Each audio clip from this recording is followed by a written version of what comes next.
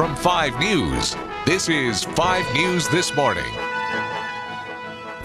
The back-to-school season has students in the natural state celebrating as the University of Arkansas is ranked one of the nation's top universities.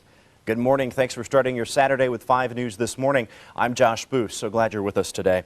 Well, students at the University of Arkansas can take pride in knowing that they are attending one of the nation's top-ranked colleges, according to a popular report. The U of A is climbing the ranks in the U.S. News and World Report's list of America's best colleges. Now, the magazine does not hit newsstands until Monday, but there is already a big celebration going on at the university. As 5 News' Dina Drebeck reports, officials say it's a reflection of the progress the U of A is making. It's definitely a major part of me choosing the University of Arkansas. Many students turn to the U.S. News and World Report's list of America's best colleges when deciding where they want to go for higher education. And when they do, they will find the University of Arkansas ranked in the top tier in the 2005 edition. We are, not only in our eyes, but now in the eyes of others, a nationally competitive, student-centered research university. The U of A is ranked 120th among the best private and public universities across the nation. And for the first time ever, it is also ranked among the top public universities. It includes such things as the academic quality of the incoming students, the graduation rate, the retention rate for them, the alumni support that you receive, the faculty resources. Officials say that because the report is data-driven, it carries more prestige and is likely to get the attention of students and potential employers. Students really want to go where they know the degree is going to make a difference in helping them be placed in a good position, work with a good firm, a good company, and those rankings just set us apart from anyone else in the area and in the state. Not only will it help me throughout my years of education, it will help me also get a really good job. I think that it'll help a lot. I think the degree will be recognized as a prestigious degree, and it'll help open a lot of doors to me. All right, that was Dina Drebeck reporting. Now, university officials say the ranking is proof of the university's progress and an indicator of where the U of A is headed. Now, the Walton Business College is also climbing the ranks, and the engineering school was also ranked for the first time in the report. Well, U of A is not the only university making news. The University of the Ozarks in Clarksville also made the U.S. News and World Report's list. U of O is named in the Great Schools, Great Prices category. The Clarksville University is ranked 3rd among 106 comprehensive colleges in the South in the cost division. It was also in the top 5 best values for higher education. Meanwhile, the University of Oklahoma Health Sciences Center, along with the Dean A. McGee Eye Institute, has been awarded nearly $3 million in grant money to research eye diseases and conditions. Eye Institute researchers will address inherited eye diseases, diabetic retinopathy, macular degeneration, glaucoma, medications for retina disease, and gene therapy. And after the news broke that Cooper Clinic and Arkansas Blue Cross are in a contract dispute, card-carrying members are asking questions. Blue Cross says about 45,000 members could be affected, and that includes employees of the Fort Smith School District. Friday afternoon, Cooper Clinic reported that they had taken close to 100 calls about the situation. The Blue Cross says they've only taken a little more than 40 calls and received a few emails. But Cooper Clinic and Blue Cross aren't the only ones getting questions. Large group employers like Fort Smith Public Schools are also trying to answer questions about coverage. An estimated 1,200 to 1,300 Fort Smith School District employees are enrolled with Arkansas Blue Cross. The district's controller says her office has taken several calls from concerned employees. Our employees are very concerned, especially those who are in HMOs, and they have to use an in-network provider. And so our employees are concerned about where they will go to the doctor effective October 1st. Now, contract negotiations are ongoing, and an agreement still could be reached in this case. Both Cooper Clinic and Blue Cross say they will work hard not to disrupt patient care. Now, Cooper Clinic set up a patient helpline yesterday. Here's where you can call: 1-800-333-1305, extension 4606 for the Cooper Clinic. Now, Blue Cross is also answering members' questions. You can reach them at 1-800-299-4060.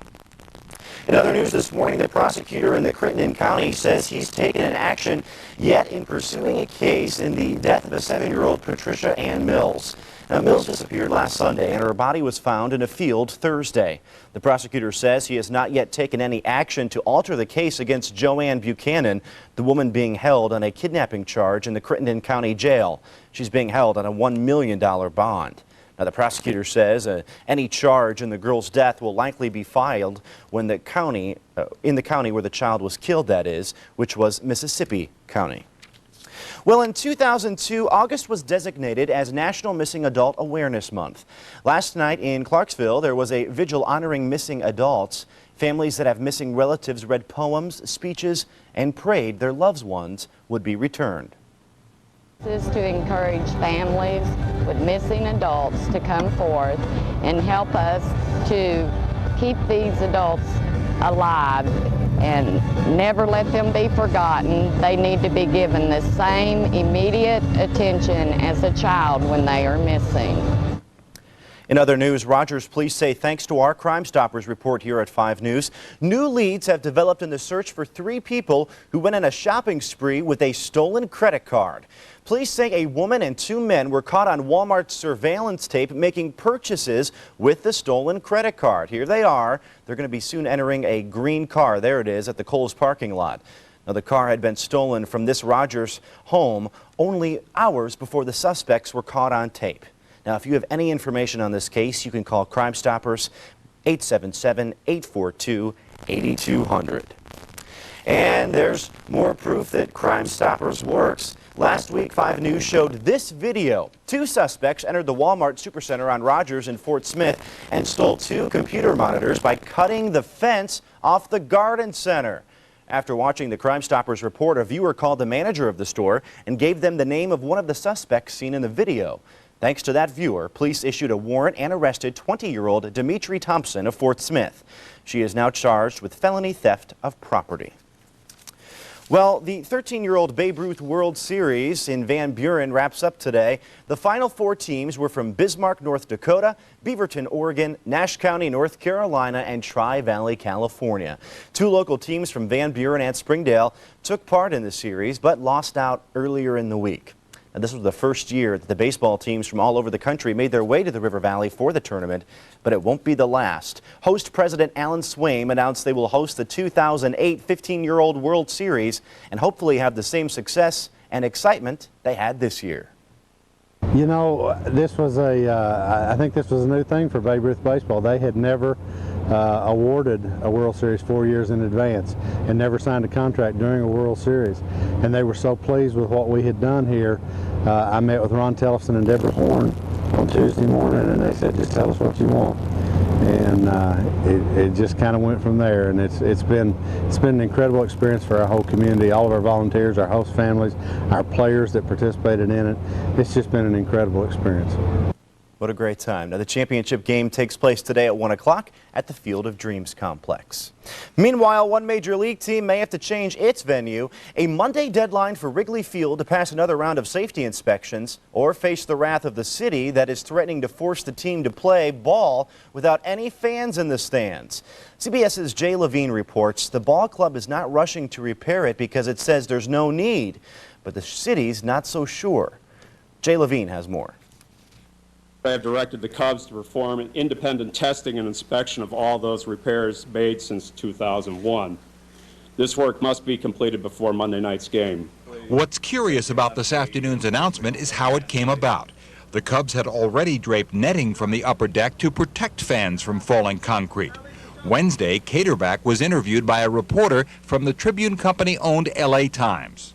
She had heard through somebody at the Cubs that the repairs were shoddy and that was the cause of the falling concrete. Tonight, the LA Times disputes that statement, claiming its reporter never said she had information from inside the Cubs organization.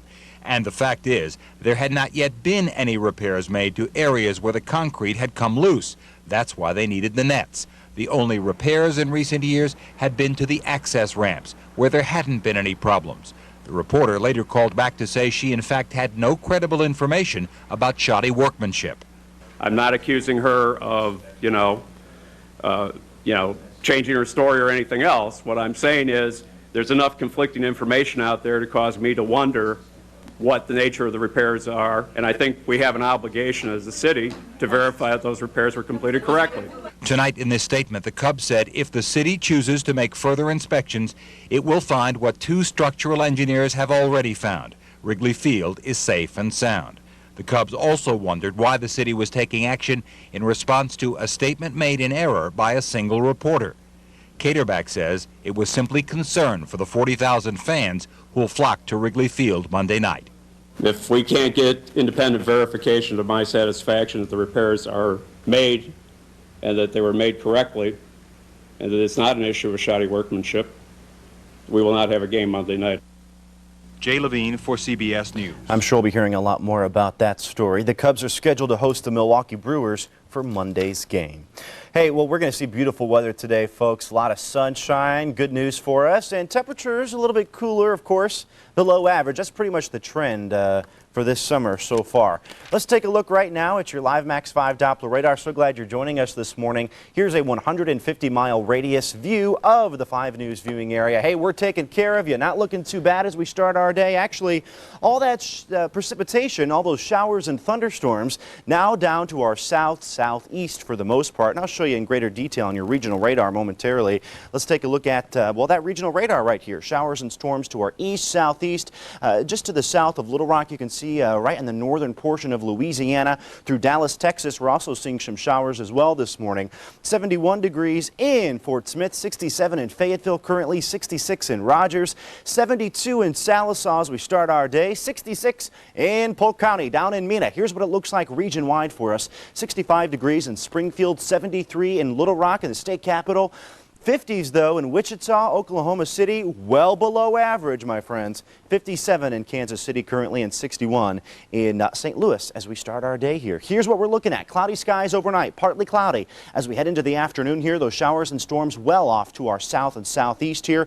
Partly cloudy conditions as we continue on to into our evening tonight and going into the early morning hours of our Sunday. Much drier air, drier weather to our north. So we're going to see the next couple of days being pretty pleasant out there if we have to put an average on things. Average word for the next couple of days, or the common factor really, will be just nice weather. Below average temperatures. We're going to see a little bit of that sunshine today, mix of clouds. Low 80s, upper 70s for the most part. 79 Highfill, 79 in Bentonville, Rogers, 80 in Fayetteville. Our winds out of the north for the most part at about 5 to 10 miles per hour. For the River Valley and the Ouachitas, as we head to the south here, we're going to see those temperatures today. Those winds out of the north at about 5 to 10, 84 degrees in Sallisaw, 84 in Fort Smith, 84 degrees in Ozark, mid-80s in Waldron throughout the River Valley, as you can see here, in Mansfield, 85, and winds out of the north at 5 to 10 throughout much of the River Valley. Well, straight ahead on 5 News this morning, the fighting continues in Iraq. And even though rebels close to Shiite cleric Muqtada al-Sadr removed weapons from a shrine in Najaf, loyal followers still remain there. We'll have a complete report in World News. That's next.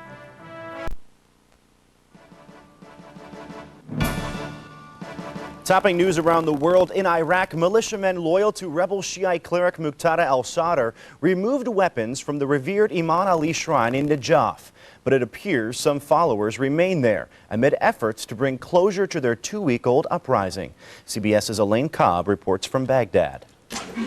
Militiamen loyal to rebel cleric Muqtada al-Sadr may have laid down their weapons within the Imam Ali shrine in Najaf after being holed up for weeks, but just who is in control there isn't clear. And beyond the shrine, fighting continues in the old city, plumes of black smoke rising into the sky. Iraqi police are now pulling back from claims they'd taken over the mosque. Earlier, they said they'd arrested some 400 of Muqtada al-Sadr's fighters. But it seems clear the cleric got away. Aides to Ayatollah Ali al-Sistani, Iraq's most influential Shiite cleric, say they are now preparing to take over the holy site. Before he left, though, it seems al-Sadr struck a deal with kidnappers holding New York journalist Micah Garin. I'm an American journalist in Iraq. Sadr aides now say Garin will be released soon. Across Iraq, American troops continued their attacks on al-Sadr's power bases.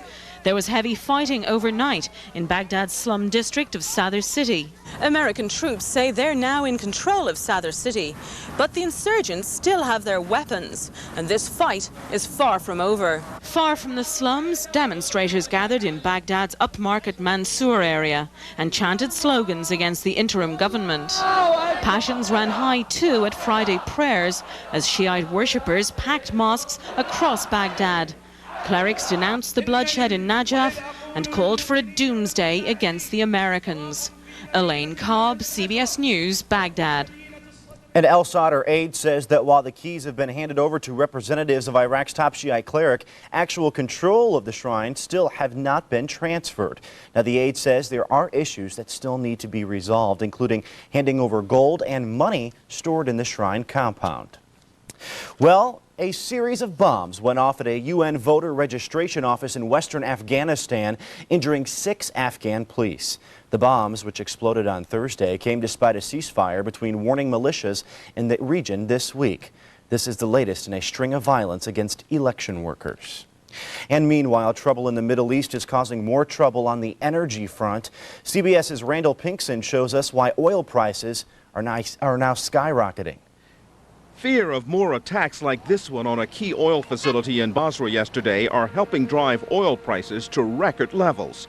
Today, markets were primed for the price of a barrel of crude to break the psychological barrier of $50. That didn't happen, but prices did trade as high as $49.40, another record in a record-breaking year. Since last August, the price has jumped from about $31 a barrel, a 57% hike. Analysts point to multiple causes for the price spiral.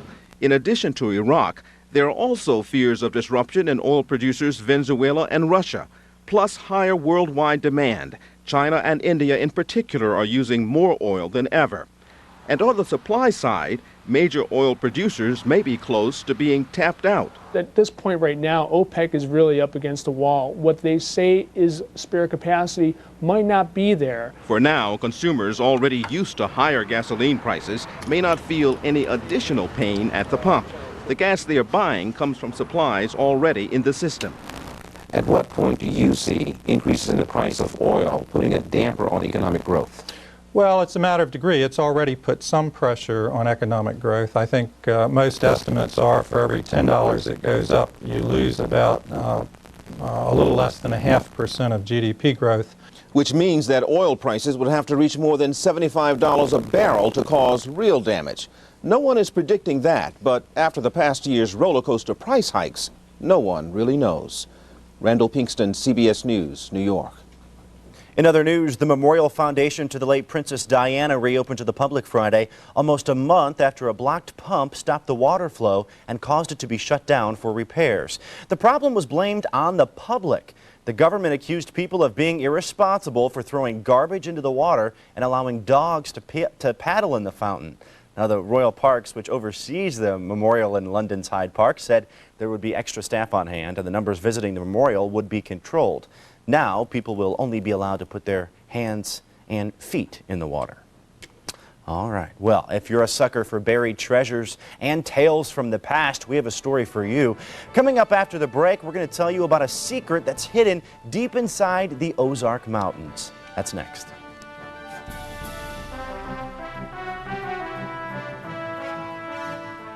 Live Max 5 Doppler weather from 5 News. Powerful weather technology. A secret is hidden deep inside the Ozark earth in the hills of northwest Arkansas. Legends of Spanish conquistadors and buried treasure. In this weekend's adventure, 5 News' Jared Broyles went underground to explore the old Spanish treasure near Gravette. As legend would have it, a little over 300 years ago, a group of Spanish conquistadors set up camp deep inside this cavern, carrying with them a treasure taken from Aztec and Mayan raids, worth $40 million by today's estimates. Along the way, they pillaged a Native American village, but smoke from a natural chimney in the cave would give them away. They raided them while the Braves were out hunting, so when they came back, the village was destroyed, and they started tracking down those Spaniards. Well, they eventually found them because they saw that smoke coming out the top of the mountain. Well, they came over here and they killed all the Spaniards except one. We do know one escaped. The one that escaped is said to have sealed all of the entrances to the cavern. drawing a map on parchment and carving a second copy on this rock, a stone's throw from the cave's entrance. The cave would remain lost until 1885. That's when an old man living in Madrid, Spain, found documents and a family Bible handed down to him. Inside was a treasure map that would lead him to northwest Arkansas. His hired help would uncover the cave, but the search would end when the old Spaniard failed to return. A few years ago, I finally found out what happened to the Spaniard. He ended up in a place called Paul's Valley, which is over here in Oklahoma. And what happened is a family put him up until he passed on. He was too sick to travel any further. And that's where our treasure map has been lost. In the early 1900s, a man by the name of George Dunbar became obsessed with hunting for the treasure. After finding a few gold coins and a bracelet, he became convinced that he was on the verge of finding the fortune. At that time, he started living here in the cavern, in what's known as the council room. Dunbar formed the Sulphur Springs Cave Company, one of the first mining operations in Arkansas. It would serve as a cover for his treasure hunting operation. Over the years, evidence of the treasure has been discovered, but the legendary fortune has yet to be found. Today, Lynn Scott and his treasure hunting and cave exploring teams are still on the trail of the treasure. Recently, the teams discovered a new part of the cavern, marked with what they believe are symbols left by the Spaniards. We have 15 areas that we're currently working on. These are areas that we can actually see more cave and see passages and chambers.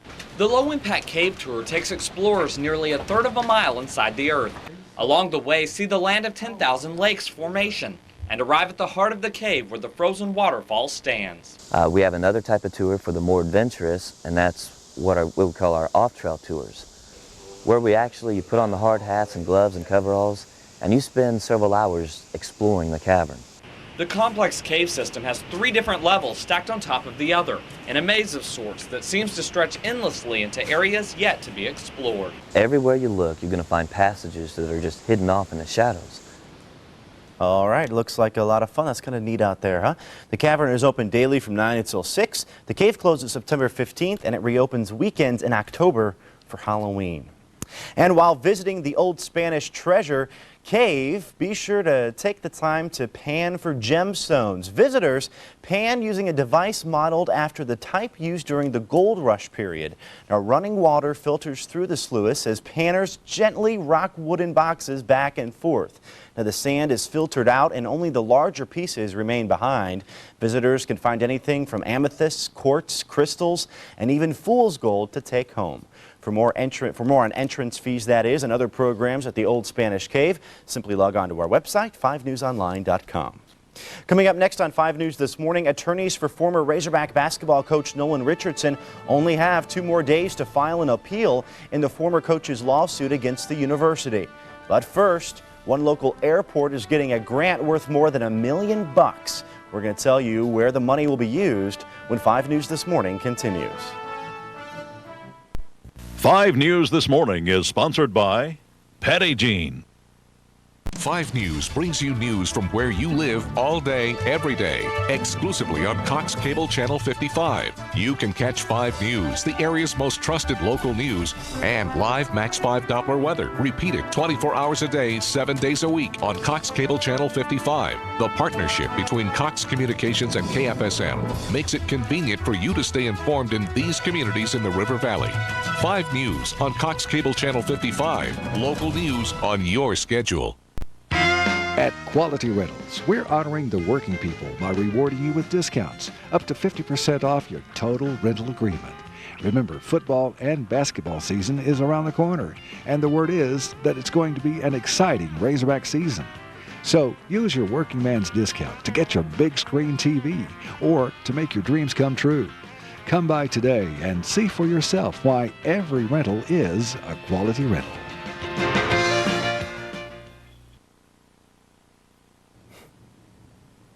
If you're just getting up with us this morning, here's a live view from our Skycam overlooking Fayetteville. It is 28 minutes past 6 o'clock this morning. How about Fort Smith? Here's what it looks like outside as we zoom to the River Valley. Thanks for joining us this morning. Today is Saturday, August 21st. Well, Monday is the deadline for attorneys representing former Razorback basketball coach Nolan Richardson to file a notice of appeal in the dismissal of Richardson's lawsuit against the university. Last month, federal judge Bill Wilson dismissed Richardson's discrimination lawsuit and cleared the university of any wrongdoing in the firing of the coach. August 23rd is the deadline for Richardson to decide whether to appeal the ruling. The National Science Foundation has awarded a $2.5 million grant to the University of Arkansas at Pine Bluff to steer minority students into the sciences, math, and technology. The money will also fund a science, technology, engineering, and math academy at the Pine Bluff campus. Now, a summer program will be offered to graduating high school seniors from diverse racial and ethnic backgrounds. Well, in other news this morning, Arkansas Blue Cross card carriers are looking for answers in a dispute between the insurance agent and Cooper Clinic. Yesterday afternoon, Cooper Clinic reported that it had received close to 100 calls about the situation. Now, Blue Cross says it's only taken a little more than 40 calls and received a few emails. But Cooper Clinic and Blue Cross aren't the only ones getting questions. And to help answer those questions, Cooper Clinic has set up a patient helpline. Here's the number you can call, 1-800-333-1305, extension 4606. Now, Blue Cross is also answering members' questions. You can contact them at 800-299-4060. A Tulsa-based company that helped customers buy cheaper Canadian prescription drugs is giving up its legal fight to reopen. RX Depot was ordered to close last year by a federal judge who said the company violated a law that allows only manufacturers to bring their drugs into the U.S. Now, the ruling came in a lawsuit filed against RX Depot by the Federal Food and Drug Administration. RX Depot co-founder David Peoples says the company wasn't confident it could get the order overturned. Now, RX Depot also had stores open in Fort Smith and Lowell until they were ordered to shut down. Well, prices at the pump won't last very long. Economists say the rising price of crude oil is likely to catch up with consumers at the gas pump in the coming weeks. They say gas prices could return to the $2 a gallon range nationwide if crude prices stay close to $50 a barrel. Now, the current average price per gallon in the River Valley is $1.79. That's compared to $1.81 in Northwest Arkansas. Meanwhile, after record high prices earlier this year, the price of milk is dropping. In Oklahoma, a gallon of milk ranged anywhere from $3.25 to $4.15 in May. Now, this week, the price ranged between $2.75 and $3.70 a gallon. Economists say the price went up when consumption went down. Now, the U.S. Department of Agriculture says milk production is increasing, making the prices fall.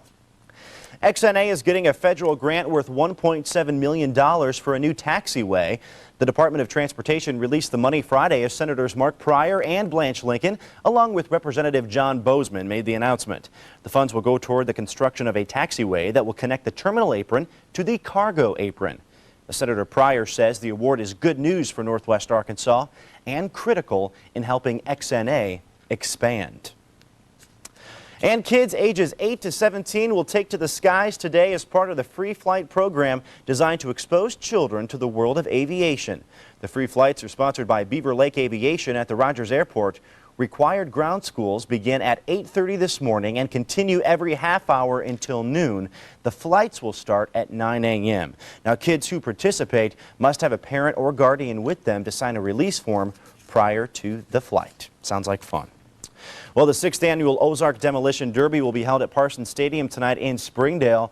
The Derby attracts drivers from Arkansas, Missouri, and Kansas who compete for prize money and bragging rights.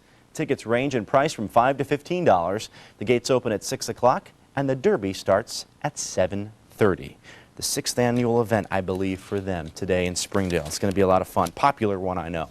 All right, well, let's take a look at your weather forecast this morning as we are beginning our Saturday here. Hey, no rain to report. It's going to be pretty nice as we head into the next couple of days here. Definitely below average temperatures. We're back to school already for most schools in the viewing area, and we are seeing much cooler temperatures than we're used to for this time of year. All right, here's what it looks like. 65 degrees in Rogers.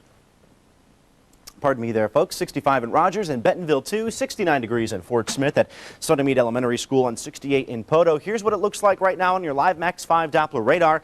No signs of any precipitation as we start our day. That's good news for us. All of that precipitation now down to our south and southeast. So I think we're going to be fine as we head into the next couple of days here. We're going to see partly cloudy conditions for the most part, but looking good right now at a 150-mile radius. As we continue on with your forecast, let's pull out a bit, take a regional view here. Showers and storms throughout the overnight hours moving through Little Rock, Dallas, now through portions of, well, look, Louisiana here. Some very heavy moisture you can see indicated by that red and orange color down there just to the south of us. 71 in Fort Smith, currently 60 in Tulsa. Over to our northwest, 72 in Sallisaw, 67 degrees in Fayetteville as we start our morning here, 71 in Clarksville, and 66 degrees in Mena. Regional temperatures still below average in the 50s and 60s for the most part to our north, 58 degrees Wichita, 57 in Kansas City, 61 St. Louis, 65 degrees in Springfield, Missouri. Cloudy overnight, partly cloudy skies for the most part today. Wet conditions to our south as we talked about through portions of southern Arkansas, Louisiana, and Texas. Drier air moving in those. We head into the rest of our weekend for Sunday tomorrow. Partly cloudy skies throughout the overnight hours. Tomorrow's going to be a nice one too. 79 degrees for our high temperature in Highfield today. 80 in Fayetteville. So upper 70s, low 80s for the most part is where we'll be with our winds out of the north at 5 to 15 miles per hour. In the River Valley and the Ouachitas, mid 80s is where we will be today. 84 in Fort Smith, 84 degrees in Greenwood, and 85 in Waldron. Winds out of the north at 5 to 10. And coming up a little later in the broadcast here, we'll have a complete look at your 7-day forecast. Straight ahead, though, on 5 News this morning, we all remember what happened in Florida during the 2000 election. But will the problem be fixed for this year's presidential election? Coming up, we'll take a look at electronic voting machines. We'll see how some people say the machines are full of bugs and could cause a problem in another close election night.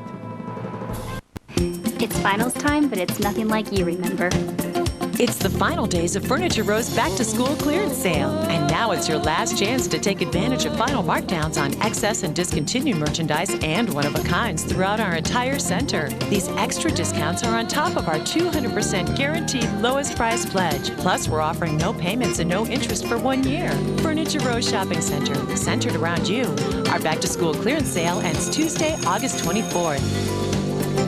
When I came here to Channel 5 nearly 30 years ago, I started out as a Northwest Arkansas reporter. Now I have trouble recognizing some of the places I reported from. A lot has changed around here, and I've had a front row seat. I think that experience has helped me tell stories about young athletes with balance and understanding. Changes will keep happening, but one thing that won't change is our commitment to bringing you stories that matter to you. Welcome back on this Saturday. Democratic presidential candidate John Kerry's campaign filed complaints with the FEC over a Swift boat ad. The White House is accusing Kerry of, quote, losing his cool over attacks on his war record. A formal complaint filed with the Federal Elections Commission says the group behind the ads is illegally working with the Bush-Cheney campaign. The complaint cites recent press reports and the group's own statements. Now, the Bush campaign denies the allegation. Campaigns often file complaints with the FEC, but the agency rarely intervenes, quickly enough that is, to alter the course of a race. Supporters of independent presidential candidate Ralph Nader are having a tough time getting his name on the November ballot. Organizers lost efforts in 4 states this past week. Elections officials in Virginia, Maryland, Illinois, and Missouri all denied him access to their state ballots this fall. In each case, officials said Nader campaign workers either didn't follow correct procedure or submit ballot petitions that fail to contain the correct number of valid signatures. And in related news, electronic voting machines, they're like ATMs. And after Florida's 2000s debacle, they seem to hold a lot of promise for us. Electronic voting was supposed to be the answer to those hanging chads. But as CBS's Trish Regan explains, the machines are full of bugs and could derail what many expect to be a close election. After 3 decades of punch cards, Alameda County went high-tech, spending millions on touchscreen voting machines made by Diebold Election System. But this spring, California voters were left hanging, not with chads, but computer glitches that kept many Diebold machines from starting. On election morning, when something like that happens, it's very, very frustrating. Thousands of voters were turned away. Most alarming was a software bug that credited thousands of votes to the wrong candidate. I'm just wondering how many other people this system let down. So California pulled the plug on 14,000 machines and set strict conditions on 28,000 more. That action has since inspired other states, like Ohio, to pull the plug on its plans for electronic voting. And some expect similar moves to soon come from states like Florida, where in January, 134 electronic votes weren't recorded in a race won by just 12 votes. Touchscreen machines also lost votes in North Carolina in 2002. And in Maryland, a test team demonstrated how hackers can manipulate election results in just minutes. The Maryland commissioned studies have found that basically an 8th grader with a very minimal working knowledge of computers and the internet and software programming could completely alter the results of an entire election. If we have a close election for the presidency, for example, and the result is different from the opinion polls, and the results in the electronic machines are different from the opinion polls, I wonder whether Americans are really going to want to trust the results of that election. Diebold declined CBS MarketWatch's request for an on-camera interview, but did issue us a statement saying that while security is an important issue and improvements can and will be made, we must make sure to maintain the delicate balance between heightened security and the type of rhetoric which only serves to raise unfounded safety concerns which frighten and disenfranchise voters. Still, election watchdogs insist paper printouts at polling places would help verify votes and quickly flag fraud. If we can't use paper to make sure our democracy works well, I'm not sure what other uses we should make of paper. But most machines are not made with the printer option, often at the request of election organizers. Printers jam, they smear, they have error messages. It's not just the printers that are the problem. Some Florida 2002 election results were lost when 2 computers crashed, leaving no record to contest the election. Trish Regan, CBS MarketWatch, San Francisco. Coming up on 5 News this morning, we'll tell you about some fun stuff going on in Northwest Arkansas and in the River Valley. That's in your weekend 5 News events planner. But first, I'll have another look at your live Max 5 Doppler forecast right here on 5 News. 5 News this morning is sponsored by Goin' Statewide Furniture. 50% off. It's hard to believe Goin' Statewide Furniture in Fort Smith is offering their entire $1 million furniture and bedding inventory at 50% off Goin's list price. It's simply incredible. The home furnishings of your dreams are now 50% off Goin's suggested list price. But hurry, this sale will end soon. Free delivery, easy credit terms, 50% off Goin's list price means a lot less to pay. So shop today. Goin' Statewide Furniture, 900 Garrison, Fort Smith. Listen, you can't even hear it. What? The XLI. You have a Train XLI cooling system? Of course it's quiet. It's those galvanized steel louvers. Oh, how rugged. Tell me about it. Climate tough compressor, patented spine fin coil. It might outlast Evelyn's 3rd marriage. What? Oh, next we buy you a baby carriage. Must be some air conditioner. The Train XLI. It's hard to stop a train. If you want to be cool, just call Advanced Air at one of these numbers and beat the heat. Is it time to play dress up at your home? Dress up the floors with something new. Carpet Cabin has just the thing for the floors in your home that need a little dressing up. You'll always find Select Carpet for $3.95 a yard and Select Vinyl for $2.95 a yard. Carpet Cabin also carries a variety of premium quality lines of carpet and vinyl, plus exotic hardwoods, elegant area rugs, and more. There's something for every taste and budget. So play dress up at your home and save on quality flooring at Carpet Cabin. Come to Carpet Cabin. Burton Pools and Spas. Zero maintenance. Yes, zero maintenance. That's what customers tell us about complete pools from Pacific and Burton's. Bill and Lana Elkins say 5 to 10 minutes a week on pool maintenance is all it takes. Their in-floor cleaning system improves circulation, filtration, and cleans. No more vacuuming. Call for your complete pool. Need more incentive? Choose fall installation and get a free hot tub with your new Pacific pool. Burton Pools and Spas. There's no place like home. Live Max 5 Doppler radar, constantly scanning the skies for severe weather. Always there, keeping you ahead of the storm and your family safe. Live Max 5 Doppler radar, only on 5 News. Now, forecaster Josh Booz with your live Max 5 Doppler forecast. Northwest Arkansas and the River Valley's most accurate weather. And good Saturday morning to you. I am Josh Spoos. So glad you are joining us. It's going to be a nice weekend. I'm telling you, partly cloudy skies for the most part today. A little bit more sunshine likely throughout northwest Arkansas than we'll see in the River Valley, thanks to all that moisture moving out of the River Valley and the Ouachitas throughout the overnight hours and the early morning here. 71 degrees in Fort Smith, currently 67 in Fayetteville. It's about 6:45 this morning. So glad you're joining us. Very mild temperatures out there as we start our day. Maybe open the windows for a few hours. Not looking bad at all. Your live Max 5 Doppler radar, again, looking fantastic here. No rain to report. To our south, though, it's a different story. Those showers and storms, for the most part, through Dallas, all the way into portions of Louisiana. This heavy red color right here, certainly seeing a lot of that precipitation down to our south. So our neck of the woods not looking too bad, though. We're just going to see partly cloudy skies for the most part today, mainly sunny throughout northwest Arkansas.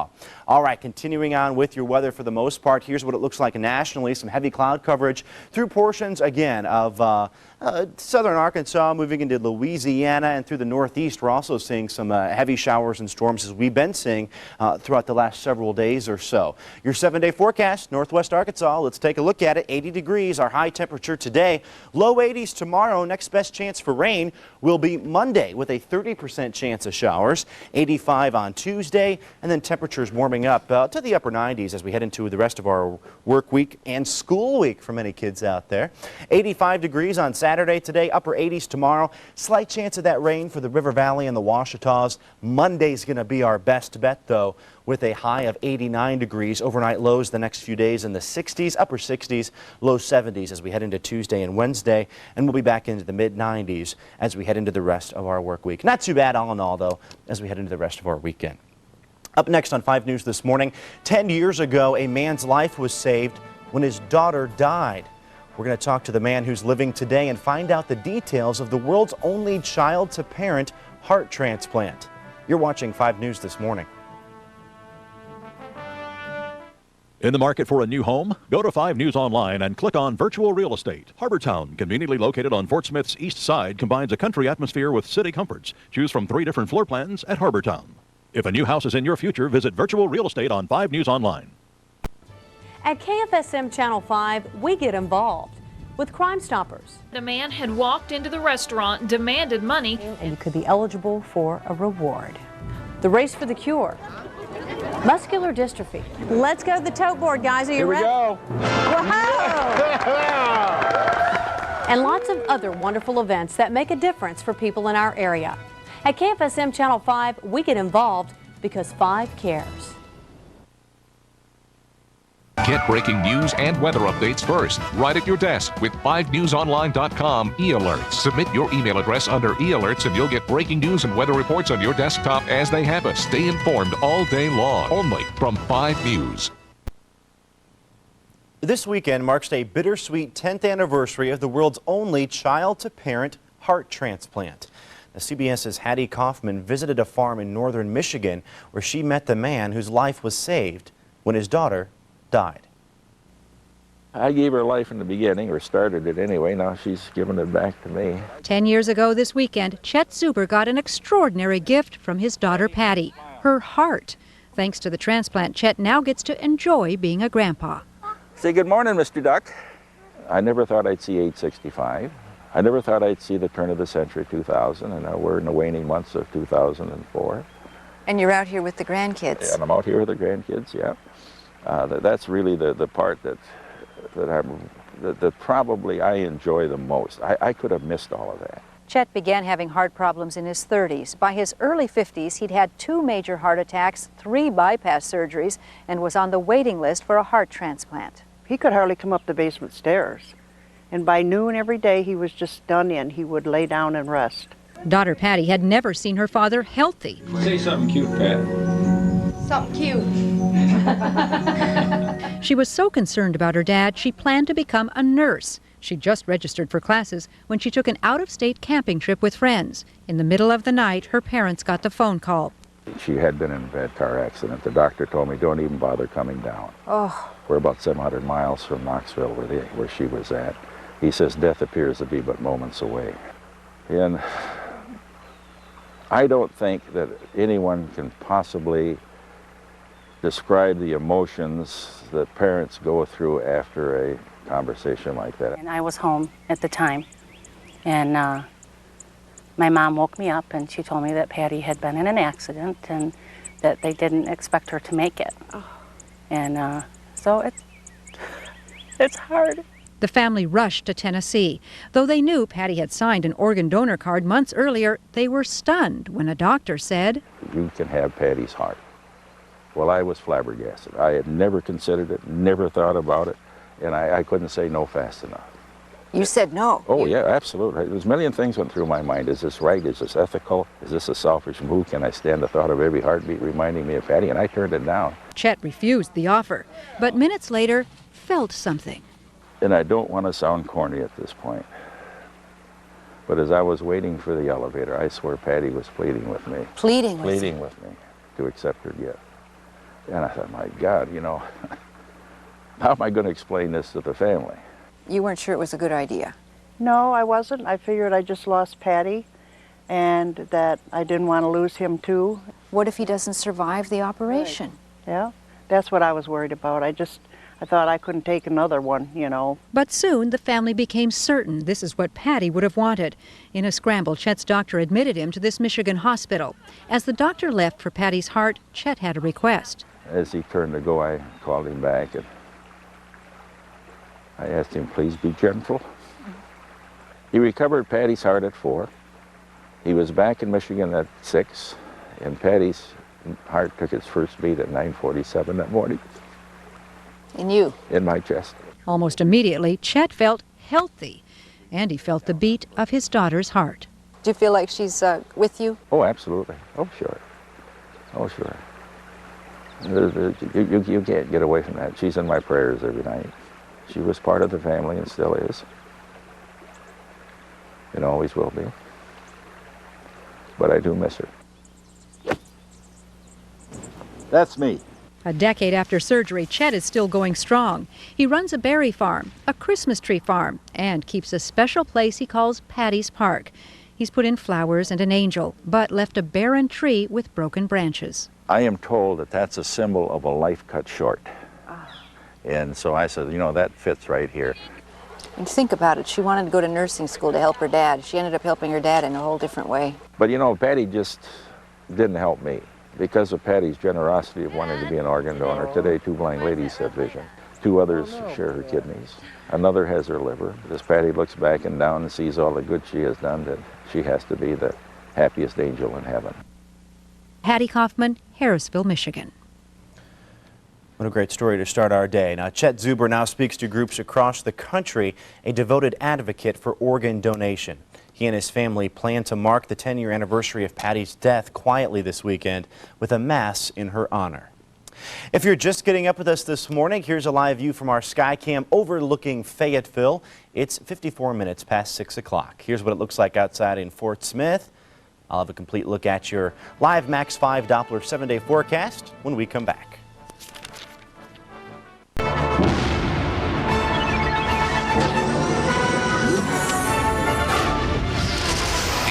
Furniture Home Store Ultimate Event. An event of stellar proportion. The Ultimate Event financing. No interest until 2008, plus no payments until 2005. Everything is tagged with the Ultimate Ashley Direct Price. Absolutely everything. Do not delay. The Ashley Furniture Home Store Ultimate Event ends soon. Can you tell which of these sparkling smiles are from Dentures and Dental? We use Dentsply True Blend denture teeth, which reflect a natural-looking you. Show off your pearly whites with dentures as low as $2.95 a set. At Dentures and Dental, you'll get quality dentures at affordable prices, plus our in-store lab offers same-day service on most cases. Get a smile that lights up the room at Dentures and Dental in Shakota, across from the Walmart on Exit Highway 266, or call toll-free 877-473-3700. Welcome back to you. Let's take a look at your 7-day forecast for Northwest Arkansas. 80 degrees today. We're going to see mainly sunny skies out there through Northwest Arkansas. Beginning the day with partly cloudy conditions, though. 83 for our high temperature tomorrow on Sunday. A 30% chance for rain for Monday. Then we're looking pretty good. 81 degrees on Monday. Temperatures warming up to the upper 80s by the rest of the week. Now for the River Valley and the Ouachitas, the mid-80s today, 88 degrees on Sunday. Tomorrow, 20% chance of showers with an overnight low of around 67. 89 on our Monday with a 30% chance of rain. Again, just a slight risk of that precipitation for tomorrow. The best bet is going to be on Monday with a 30% chance of rain. Then we're going to be back to the mid-90s, pretty much where we should be for this time of year as we head into the mid to end of our work and school week. Well, there are some events to tell you about going on in Northwest Arkansas and in the River Valley. Let's talk about them. First up, Valley Fest 2004 is today at the Old Post Lock and Dam in Russellville.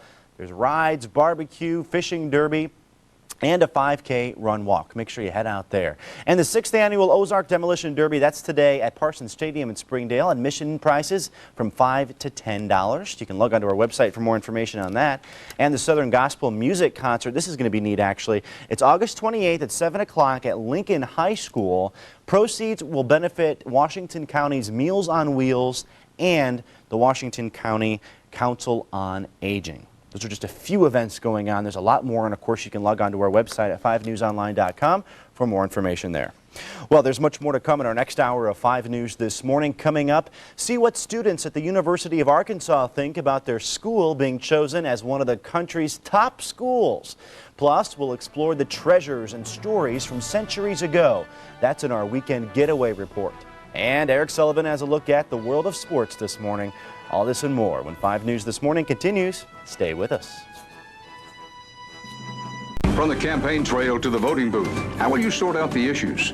Trust the CBS Evening News to report on Campaign 2004 from where it happens to where it matters most, your home. Because every story is a local story.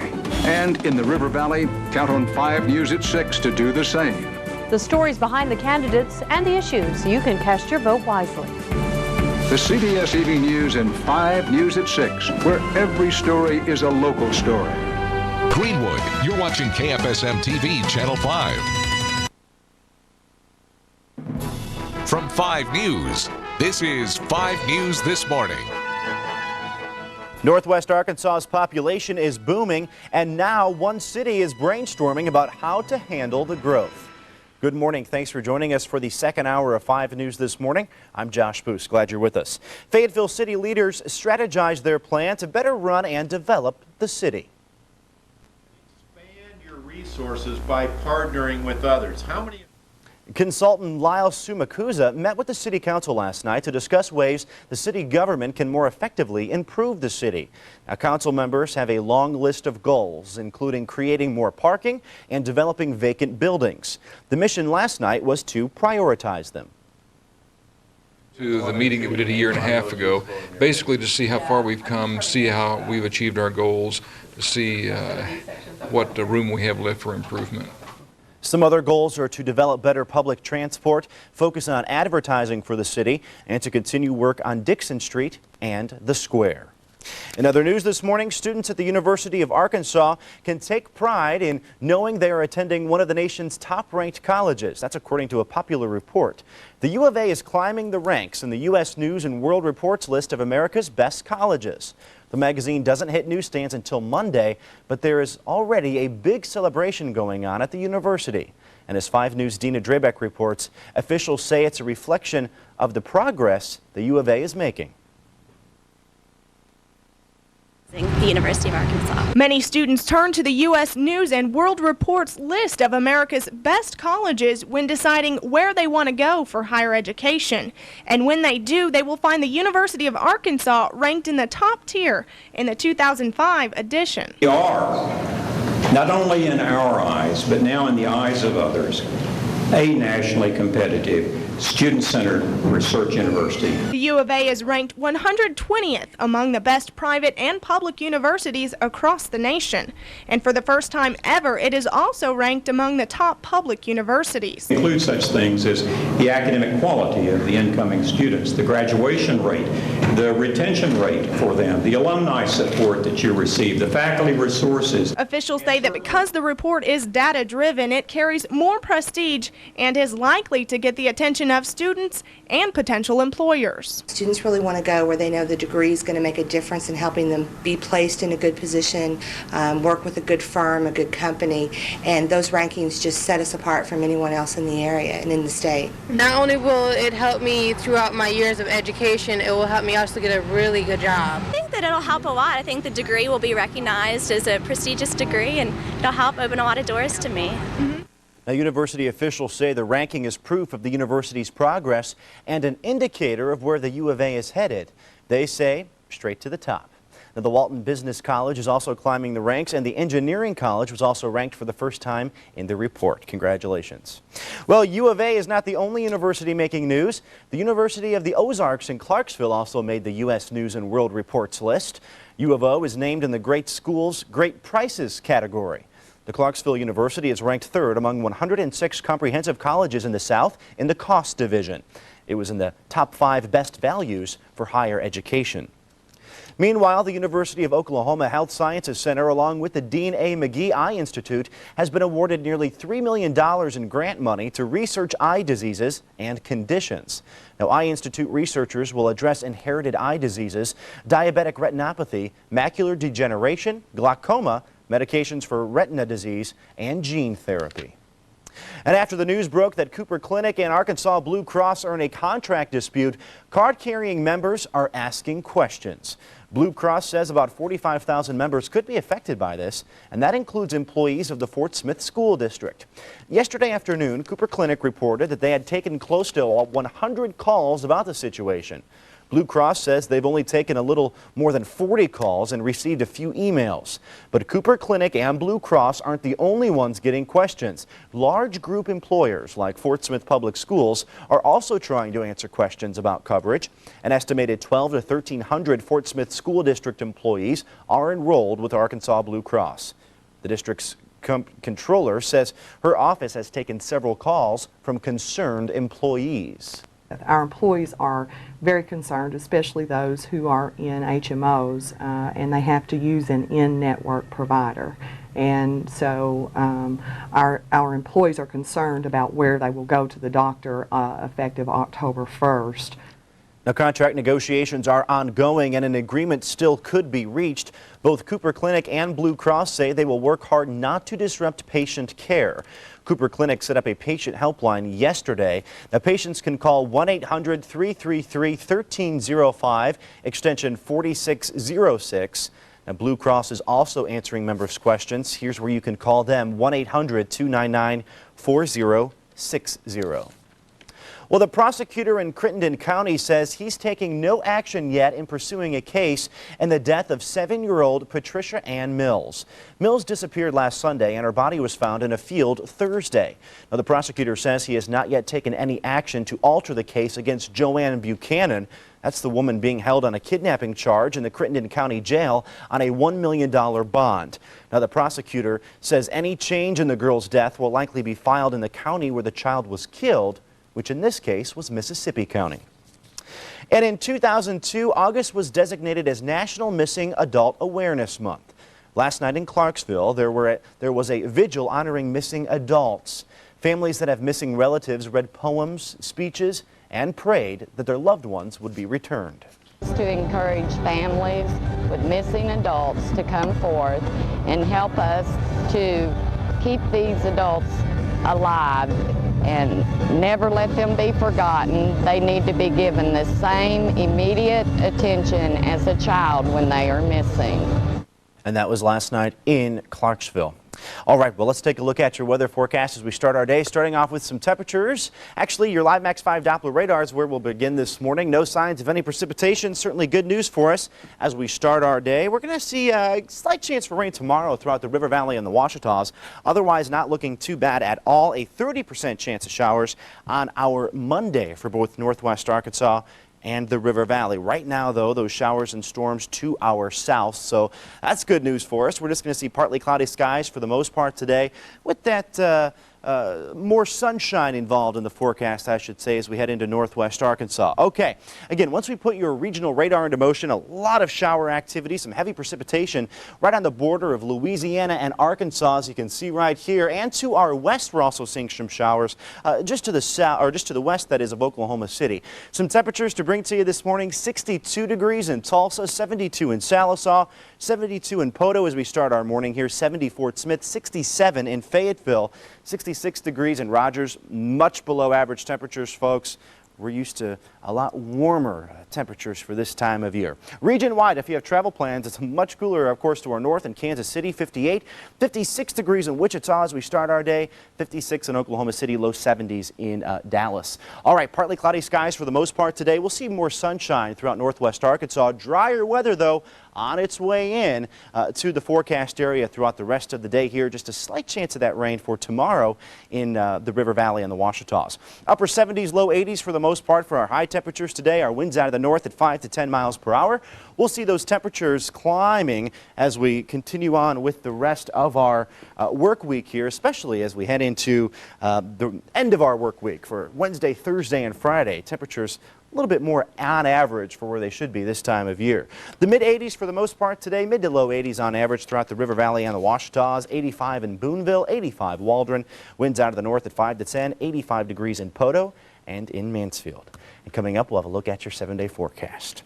But when 5 News this morning returns, see how you can help the fight against cancer by knocking down a few pins. Stay with us. When it comes to local news, what are the stories that matter to you?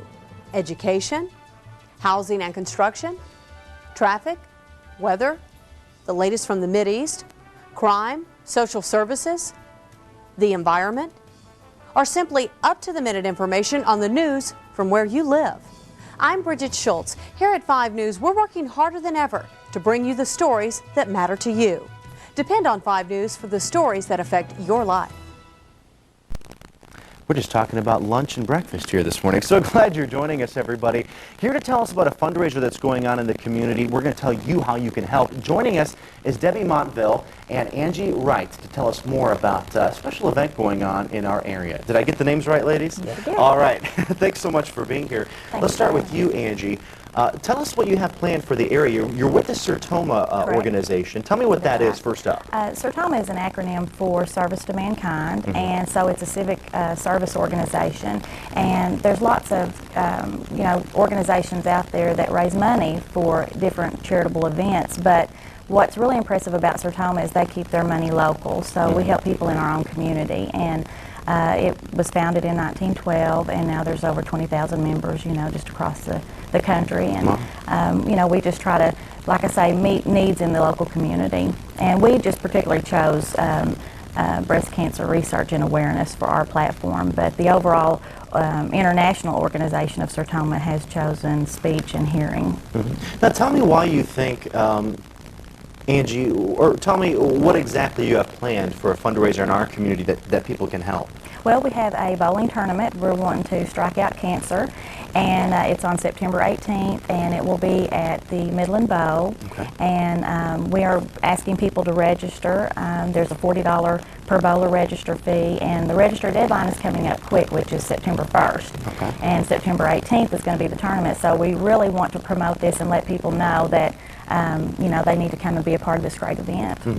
Now, Debbie, why don't you tell me, there's so many fundraisers going on, and we have so many of them on our shows here on the weekends and during the week and all the time. Why do you think this is especially important for people to get involved in? Because breast cancer is so...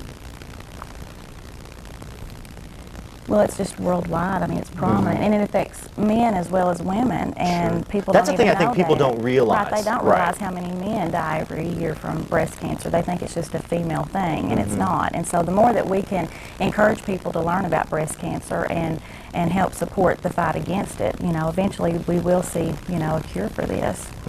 Now, is this just one thing you guys do throughout the year? What we're hoping is this will be our main fundraiser. We do lots of other fundraisers. We have yard sales, and we're hoping to have a candlelight ceremony coming up, and just different things throughout the year that we have planned.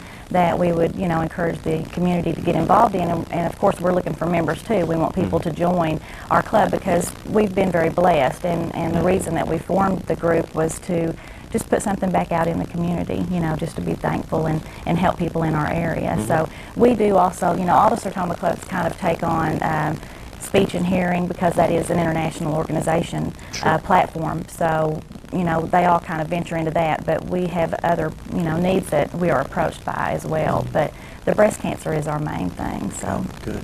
And I hope that I like how you're striking out cancer. Yeah. You know, with the bowling. I thought that was really cool. That was great. Yeah, that was great. I thought that was Do you think? And you know, this is the nice thing. I think that when you have a fundraiser that people can participate in, there's a lot of fundraisers, of course, that are very good. I'm not saying anything bad about them. Sure. You know, that they have dinners and whatnot. When people can participate, maybe take the family. It's gonna be a lot of fun. Do you think, Debbie, that is something that maybe gets more people out there, hopefully? Yeah, and we have a lot of wonderful door prizes, a 50-50 pot. The registration fee will also include lunch and snacks and beverages. It's going to be a lot of fun. I mean, we're going to be raising money, but we're going to have a great time, and so they're going to, you know, get prizes for coming, and it's not, you know, just totally a donation on their part. They're also going to get something back too individually. So. And 90% of the net proceeds will go to the Donald W. Reynolds Cancer Support House. All right, and that's going to be September 18th at 10:30 at Midland Bowl in Fort Smith, 573-0953 for more information on that. And Debbie and Angie, thank you so much for being here bright and early with us this morning. We're glad to be here. And we hope a lot of people head out to that event. Thank you. All right. Well, there's a lot more to come on your next hour of 5 News This Morning. Up next, Eric Sullivan has a look at today's sports. We'll be right back. 5 News This Morning is sponsored by Bedford Camera and Video. Welcome back on this Sunday. Well, pets are more than just animals. For many, they become a part of the family. So when a pet dies, it's often accompanied by sadness and grief.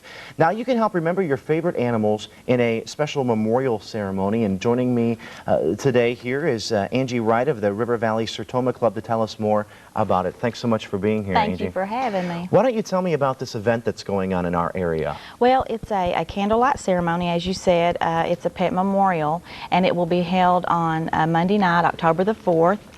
The events will start at 9 o'clock, and it's something that's done globally. People all around the world light candles on Monday nights in memory of their pets, and our time here to be synchronized with their events is at 9 o'clock. Now, for some people who say it's just a pet, why have a candlelight ceremony? I know, it's hard, you know, for people that do have pets, they totally understand. But for someone that doesn't and has not opened their heart up to the love of a pet, it's maybe a little bit more difficult. They kind of think it's overdone, but you know, the love of a pet is something that's really comparable to having a child. I mean, you know, they have a mind of their own. They can be very smart. They can be very stubborn, and you know, they just love you unconditionally. And when you lose that, it's a very serious loss. You know, they depend on us for all their needs. It's important, you know, for us to take care of them just like a child. And when you come home every day, they're thrilled to see you, you know. Why did the Sertoma Club decide to do a fundraising event like this, or a candlelight vigil like this? Right, yes, it is free to the public. There's no money that's being raised or anything. It's just something we wanted to share with the community because our members got together and just talked about how you know, we had lost pets and the different things. You know, we had to put our dog to sleep, and there's a great deal of guilt that goes along with something like that, you know, you just feel like it's something wrong that you've done, but it had to be done for the love of the pet because he was ill. And our president, Debbie, you know, she had lost a cat, and we just, in conversation, this had come up, and then Debbie discovered the website, petloss.com, and there were tons of stories, you know, just really heart-wrenching stories about people that own pets and had lost them, and how this kind of fellowship ceremony helped everybody to get through it, and we just decided to take this event on. Now, speaking of the ceremony, what can people expect when they go there? When they come, there will be a prayer, and there will be a story read, and it's called the Rainbow Bridge, and it's all about how your pets go on, and they cross this bridge and play in a field and wait for their owners, you know, when it's their time to come and be with them. And so it's not something that, you know, is a religious thing. It's something individually for each person to take to mean whatever they believe happens after death. And like I say, there will be a memorial book that Debbie is putting together, and everyone that comes will get to light a candle in their pet's honor, and they will receive this book. And it will be filled with all the memorials and things that people have sent in to us. Good. They can have a name memorial listed for $5. They can have a photo along with the memorial for $10, and this will be free. We will give these out to everyone that comes, and they will be able to read all the stories and share in all the memories that people have shared with us. All right, and again, this is going to be in October, actually. Again, a candlelight vigil, candlelight memorial for pets, October 4th, Creekmore Park, Fort Smith at 9-573-0953. And we do need the memorials by September 25th in order to put the books together. And the cost that we're asking is just to offset the cost of the book. So we appreciate everyone's support. Angie Wright, thank you so much. Thank you for having me. Coming up, a complete look at your forecast, everybody. That's next on 5 News this Sunday morning. We'll be right back.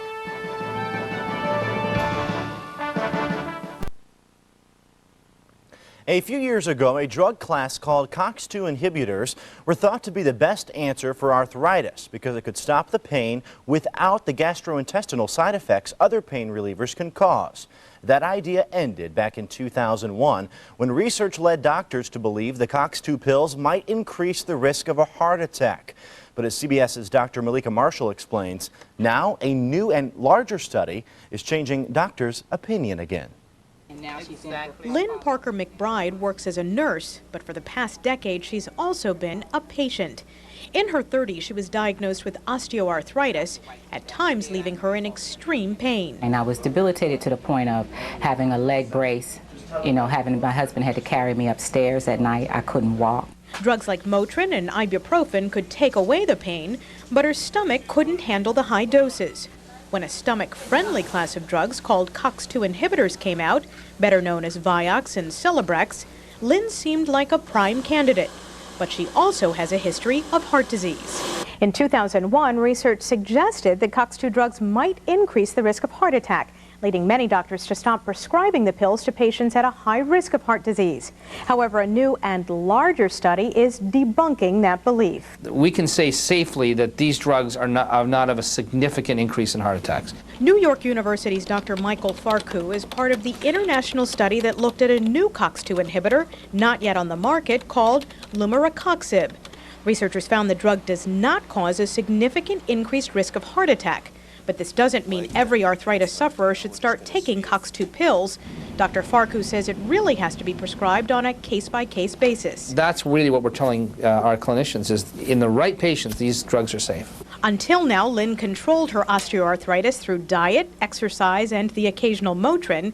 But knowing that she might be able to use COX-2 drugs gives her a new option. An option arthritis sufferers like her everywhere might also be able to consider.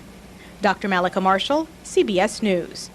In other health news, a tobacco agreement means more money for Arkansas health programs. Arkansas will get about $1.3 million more per year from a 1998 tobacco settlement. The state will distribute the money to many health programs, according to a voter-approved law. Well, construction crews are common in northwest Arkansas, and find out what's bringing them to